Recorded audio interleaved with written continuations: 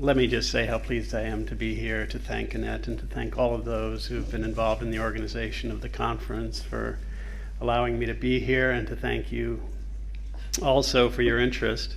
It's a rare opportunity, actually, that when one does older adult suicide, that it happens at the beginning of the program rather than at the end. And I think it's entirely appropriate that it be there. Thank you very much. What I want to do today, in the time that we have, I'm going to try really hard to leave a few minutes at the end for questions and discussion, because this is a topic that typically doesn't quite get the airing that I think the numbers imply that it needs. To review those numbers in terms of the epidemiology of suicide in older adulthood, and to talk about a framework for prevention which relies on the knowledge that we have gained over time concerning the risk factors for suicide in older adulthood, and the models for which that have shown promise, I think, to reduce the burden of suicide in older adulthood, and kind of wrap that around a framework, hopefully, that helps us as a field move forward to address this public health problem. But numbers are kind of dry, and what I want to do is, if I can figure this out, start with, there we go. Start with a story. Now, I'm from Rochester, New York, and people might remember a company called Kodak, which back in the pre-digital age was a major corporation. It was based in Rochester, New York. And this fellow, George Eastman, was the founder of Kodak. Now, George Eastman, because Rochester is a fairly small town and Kodak was a very large corporation, it was kind of a one-company town, as it were, and George Eastman was sort of the father of the community in many respects. So it was profoundly impactful when on the the afternoon actually of March 14th in 1932, George Eastman called his advisors into his bedroom, made some adjustments in his will, sent them away, wrote this note: "My work is done, why wait?" and shot himself in the chest with a handgun that he kept in his bedside table. So George Eastman was kind of the Bill Gates of his era. He was extraordinarily wealthy, extraordinarily generous philanthropist, and much of what we know and enjoy in our quality of life in Rochester is due to his donations that established the university and the dental school and the music school and the medical school and the library system and the arts. The headlines that next day after he took his life were, that tall, like "Man Walks on the Moon" kind of font. And the narrative was extraordinarily respectful. Didn't probe very much. Kind of took this note at face value. The face value being that of a man who had lived in control of his life and ended it in that same spirit. My work is done, why wait? Very simple, very straightforward. Well, the reality of George Eastman's death is much more complex, and it's typical of virtually all older suicide deaths, not just of the richest among us, but of the underserved as well. And it's that of a man who, into his 70s, never married, had lost a number of friends to chronic illness and death. His mother, to whom he was very close, had died several years earlier. He had developed a degenerative spinal condition, probably spinal stenosis, and it was increasingly painful and debilitating. He probably was losing control, perhaps, of bladder and bowel function. He wasn't able to ambulate as well, withdrew to his mansion, had to give up control of his company, and lacked meaning in life. He became depressed, and his suicide was completed in that context. This is typical.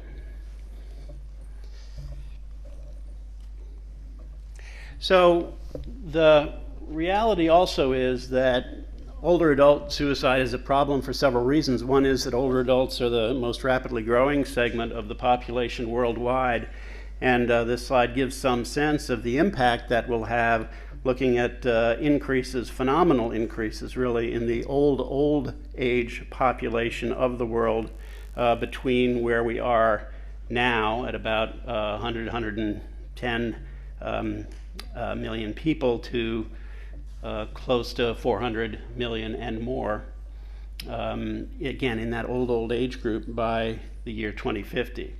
But there's another component of this, which is that older adults do have higher suicide rates than any other segment of the population, as illustrated here in US statistics, where, let's see if that works, yeah.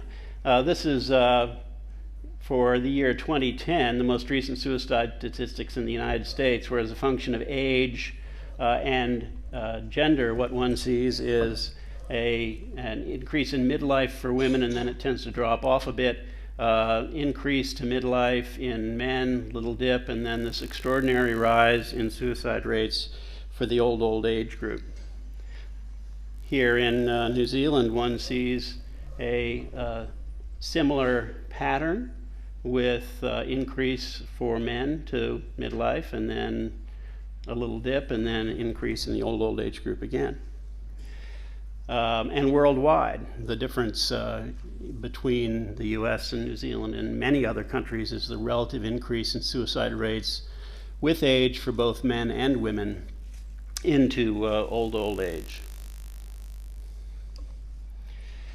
Now, one of the really interesting things about this, and one of the real challenges with regard to suicide prevention in older adulthood, is that while completed suicide rates increase as a function of age, for self-inflicted injury with increasing age, actually rates for both men and women tend to decrease. Again, that's a pattern that holds true in New Zealand as well as the US. So what's that about? Well, as a consequence, what you have is a very sharp pyramid, as you see on the right. In general, for the general population, one gets, we estimate, about one completed suicide for every 30 or 40 suicide attempts that have some medical significance. Whereas for older adults, there's only about one completed suicide for every 2 to 4 attempted suicides. So much more lethal behavior once initiated. So why might that be? Well, it seems clear enough that because older people tend to carry an increased illness burden, they tend to be more frail than younger people, that any self-destructive act is more likely to result in death. Another reason is that older people tend to be more isolated, particularly those who are at risk for suicide, and we'll talk about those risk factors a little later, so that they're less likely to be recognized by those around them as in trouble and needing help, and less likely to be rescued and saved once a suicide attempt is initiated. And then finally, it's also very clear that suicide in older people is more planful and determined. Older people use more immediately lethal means, and they use them in ways that are more likely to result in death. So in the US, for example, it might be a little hard to see there, but one sees about 54% of suicides in the US are with a firearm, symptomatic of our culture and its relationship to firearms, but in older adults it's closer to 75%. And in New Zealand there's an interesting similar story here, although hanging and strangulation are the majority reason for suicide. In New Zealand you have this smaller proportion, 8%, with firearms, death by firearms. In New Zealand, the story for older adult men is, again, of increasing likelihood of utilizing firearms. So again, many similarities between, of qualitative and quantitative, between suicide among older people in the US and New Zealand, suggesting that this problem is a serious one, that by virtue of the increasing size of the aging population, by virtue of the fact that it is a population as a cohort that has actually, through its development, carried increased risk for suicide at all ages. That is to say, the baby boomers have tended to have higher suicide rates than earlier or later birth cohorts at all points in the life course. Baby boomers now moving into older adulthood, a time of increased risk, a time of increased lethality of behavior. The likelihood is that in coming decades we're going to see many more suicides, and that they are suicides that are very hard to intervene to prevent once the older person is suicidal and certainly initiates suicidal behavior. So as a consequence, the implication is that we have to be very aggressive when we are faced with an older person who may be suicidal, but also that it's increasingly important as one moves up the life course to become more aggressive about mounting primary and secondary preventive efforts to prevent the development of the suicidal state, rather than rely on identification of an intervention for suicidal people. So what can we do about this fact, the largest and most rapidly growing segment of the population at increased risk? Well, we talk about risk factors, and I put this up. I'm just going to quickly go over this in a very superficial way. I put this up to acknowledge the particular importance for suicide in older people of psychiatric illness. These numbers are relative risks. So the higher the number above 1, the greater likelihood that the group is at, or that cause, that factor here, in major psychiatric illness, is a risk factor for suicide. And these are studies that compare older people who took their own lives with older people who did not. And the point being that pretty much any of the major psychiatric illnesses are associated with significantly increased risk for suicide in older people, just as at other points in the life course, but that the real action tends to be with regard to mood disorders. And there are many reasons why that might be. Clinical depression is common among older people, and these other disorders tend to be somewhat less common: substance abuse, psychotic illness, and there may be a phenomenon of early mortality as well. But the point is that psychiatric illness is a major risk factor for suicide among older people, as at other points in the life course, and that mood disorders in particular are a target for detection and early intervention. But stepping back, because I want to be thinking with you about frameworks and how to approach suicide prevention in older adults, and it does rely on an understanding of risk factors across different domains. As with George Eastman, there is no one reason that is sufficient cause for suicide. Even clinical depression is, although common, and by far the most potent risk factor for suicide in older people.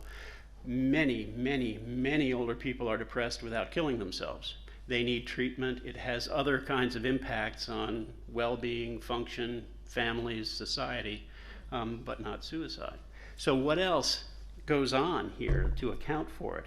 So in addition to what I'm calling Axis 1 psychiatric illness, using a DSM-like multi-axial diagnostic structure, there's also personality traits. We know that older people who tend to be more rigid in their coping style and personality tend to have slightly greater risk for suicide than those who are more flexible, more open to experience less neurotic symptomatology, as it were.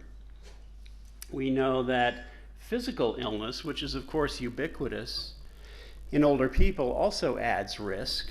that there are certain physical illnesses which have relatively greater risk associated with them, and those tend to be cancers of any organ, and central nervous system disorders.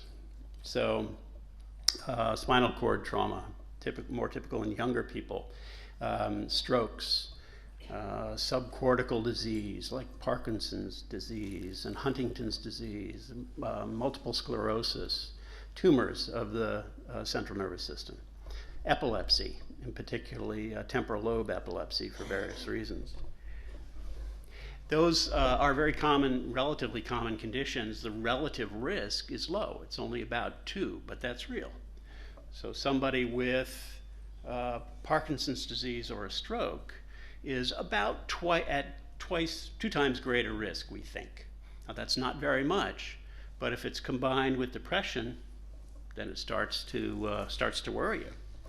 There we go, axis 4, what's called social contextual events. We know from a number of studies worldwide, including some excellent work done in Christchurch by Professor Beautrais, that social factors along with psychiatric illness and physical health factors also contribute, and in particular social isolation, social disconnectedness is also contributing to risk in older people, just as it, I believe, did in the suicide of George Eastman.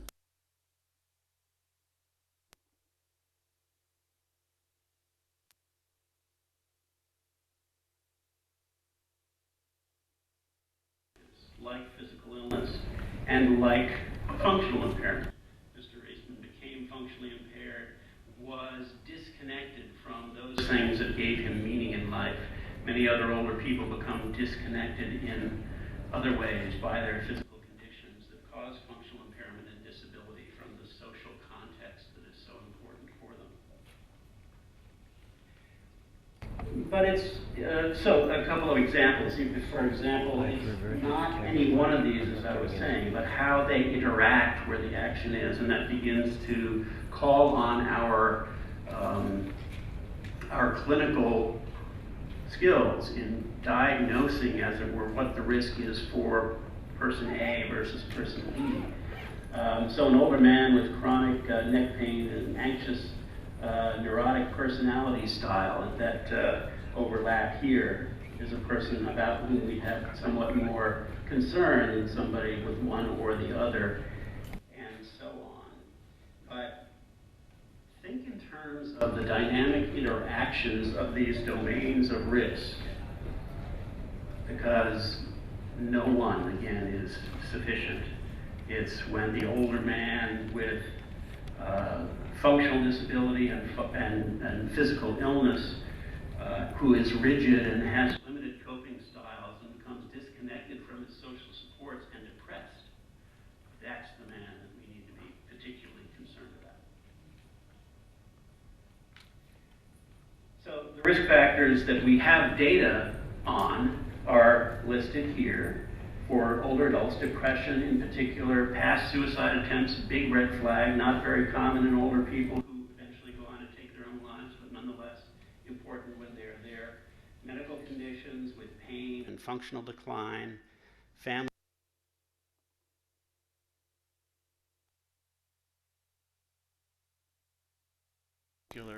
in our setting, somebody that has access to firearms. So in terms of a prevention framework, one of the ways that recognizing the life course perspective we have here is to think in terms of the development of a suicidal process over time, which runs from distal to more proximal situations, proximal to the suicide itself. Thinking about a foundation of personality factors, what we call the social ecology of the suicidal person, or the person at risk, or all of us have a social ecology. We have cultural values and perceptions, and then things happen. Roles change, medical illness ensues, we are subject to acute and chronic stressors, and some among us develop symptoms. We become more rigid, less resilient, less creative in solving the problems that life throws our way. Some of us become hopeless, clinically depressed, and suicidal in that context. So recognizing that this doesn't just happen at one point in time, but rather as a process that unfolds, then suicide preventive interventions need to be designed to intervene not just at one place, but through a combination of resources coalesced in a comprehensive suicide prevention program to touch the lives that change the trajectories of potentially suicidal people at various points. So these three terms, let's spend a moment to define, and I'll give examples of each. Indicated preventive interventions are those which target individuals who are at risk. Typically, they're people with symptomatic illness, for example, clinical depressive disorder, high-risk folks. Then there is this selective preventive intervention notion, which targets groups of older people, not all members of which bear risk, but people who have characteristics that place them, as it were, at risk for becoming suicidal. An example might be older people who are bereaved, older people who have disability. And then finally, the notion of universal preventive interventions, which are those that focus on the entire population regardless of the risk status of any individual. So examples of indicated prevention, by far the most common way of implementing, of conceptualizing and operationalizing indicated preventive interventions in older adults is with regard to depression because of its potent relationship to suicidal behavior. And so indicated preventive intervention is designed to detect depression and treat it. So we use routine screening tools like the PHQ-9, which is the patient health questionnaire, very commonly used in primary care settings to detect depression, GDS, geriatric depression scale, and so on. We emphasize screening and detection because clinical depression is treatable. We have good approaches to its treatment. The challenge so often in older people is that it goes undetected, and when it is detected, inadequately treated. So primary care is the major setting for this because older people don't go to mental health care providers. Suicide prevention in a medical context in late life is about mental health partnering with primary care to optimize detection and treatment of depressive disorders and other conditions. Now, medications are kind of the standard approach to treatment of depression, in part in primary care settings. There's just not a lot of time or availability of resources to mobilize psychosocial, environmental kinds of interventions, which are actually very effective. But there has been concern in the US and elsewhere about whether treating depression with antidepressants makes things worse. And I just put this up as one example of indicated preventive intervention to show from a study of several hundred thousand, actually, people who were treated with antidepressants in clinical drug trials coalesced in a meta-analysis for the Food and Drug Administration at the US, that while there is some potential concern for increased suicidal behavior and suicidality in a small number of younger people, that these massive data sets do show very clearly that in the second half of life, antidepressants are effective in reducing suicidality and reducing the incidence of suicide attempts. Antidepressants are an important component of treatment. Now, the impact study is another indication of an indicated preventive intervention. I'm throwing it up here as an example of the importance of and potential benefit of collaborative depression care management in primary care. Impact was a study where they took a depression specialist, nurse, psychologist, social worker, and put that person into the primary care office to work collaboratively with the primary care doctor as part of the team to optimize treatment, adherence, patient activation, getting people engaged in their own care, and assuring follow-up, optimizing antidepressant doses, and so on, and found that suicidal ideation was quickly reduced and remained significantly lower in the depression care management intervention compared with that of care as usual. There have been a number of these kinds of studies. It's actually becoming standard of care in primary care for the management of depression in older adulthood, and the indications are that that has a secondary or associated impact in the reduction of suicide risk. Now remember, however, that this very sharp point suggests the importance of not just indicated preventive interventions, but moving back from the cliff to the left in that developmental diagram, using selective and universal preventive interventions.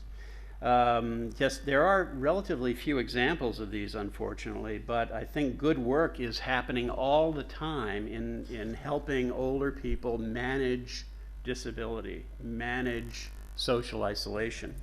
An example of this was from the work of Diego De Leo and colleagues, then at that point in Padua, Italy, something called the Telehelp Telecheck service, where they took older adults, mostly women, who were at risk for the need of institutional care, for example, by virtue of disability and so on, and hooked them up with a voice-activated phone system that linked them then to a bank of social workers who were available all the time. They initiated contacts, and again, in order to interrupt processes early on and reduce social isolation. And they found a significantly reduced number of suicides relative to those that would have been expected in a like population.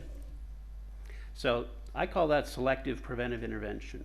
Universal, and I'll give you one example of that before we wind up here, is focusing an entire population. And let me use one, I think, intriguing example that raises some political hackles in the United States, because it's about handgun control, and we have big issues about that.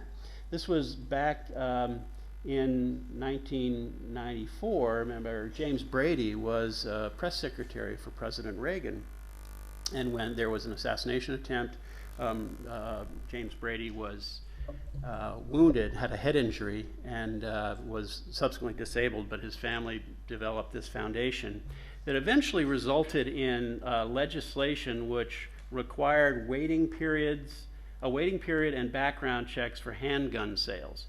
So there were at that time 18 states that already met those requirements, and 32 states were then required to initiate them where they had never had them before. And so then the study compared intervention and control states, these 18, for changes in firearm homicide and suicide rates before and after implementation of the Brady Act, and controlled for a number of things. And I think this is very, very interesting. Again, let me just tell you what that says so you don't strain your eyes. What it says is that homicide rates didn't change, and that suicide rates using handguns did change for those over the age of 55, but not younger. Suicide handgun rates changed, but suicide by other methods did not. Overall suicide rates decreased for the over 55 age group, and the others did not. So it's an indication that a universal preventive intervention perhaps might target this highest risk group in a very specific kind of way. And then to end by saying that from a community perspective, combining indicated selective and indicated preventive interventions in a coordinated way is definitely the way to go. The problem is that all of the indicators I've pointed out in these studies we have thus far tend to work for women, and other than for the handgun restriction legislation of the Brady Act, not so much for men. Men are the highest risk group. They tend to use the most immediately lethal means. They tend to fly under the primary and mental health radar. They're more difficult to detect and more difficult to intervene with, and we have a lot of work to do to figure out how to help that highest risk group. That's it. Thank you.